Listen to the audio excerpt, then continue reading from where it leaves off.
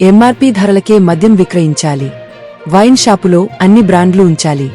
Bhadrachalam excise circle ఇన్స్పెక్టర్కి వినతి పత్రం అందజేసిన ఎస్కే అజీం అనంతరం ఈ సందర్భంగా మాట్లాడుతూ భద్రాచలం దివ్యక్షేత్రంగా వెరిజల్లుతున్న పట్టణంలో వీధిలో హద్దు అదుపు లేకుండా బెల్ట్ షాపులను నిర్వహించడం వల్ల దేశ నలుమూలల నుండి వచ్చే రామభక్తులు సందర్శకులు తీవ్రంగా ఇబ్బందులు పడుతున్నారని మీ దృష్టికి తీసుకువస్తున్నాము. అంతేకాకుండా విద్యాసంస్థల సమీపంలో నివాస ప్రాంతాల మధ్యలో బెల్ట్ షాపులను నిర్వహించడంతో విద్యార్థులు మహిళలు తీవ్రంగా ఇబ్బందులు పడుతూ భయ ఆందోళనలకు గురవుతున్నారు. ఇప్పటికే భద్రాచలంలో శాంతి భద్రతల సమస్యలు రోజురోజుకీ పెరుగుతున్న నేపథ్యంలో గల్లీలో బెల్ట్ షాపులను నిర్వహించడం వల్ల మహిళలపై విద్యార్థులపై దాడులు పెరిగే అవకాశం ఉన్నదని తమరి దృష్టికి తీసుకువస్తున్నాము.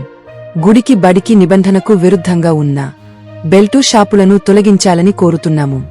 అదేవిధంగా డిసెంబర్ నెల నుండి మార్చి వరకు 4 నెలలు ఎంఆర్పీ ధరలకు అమ్మడం జరిగింది. కానీ ఏప్రిల్ 1 నుంచి ఎంఆర్పీ ధరలకు విక్రయించాల్సిన మద్యం 30-40 రూపాయలు అదనంగా వసూలు చేయడం వల్ల మద్యానికి బానిసలుగా మారే రోజువారీ కూలీలు సంసారాలు రోడ్డు మీద పడే పరిస్థితి ఏర్పడుతుంది.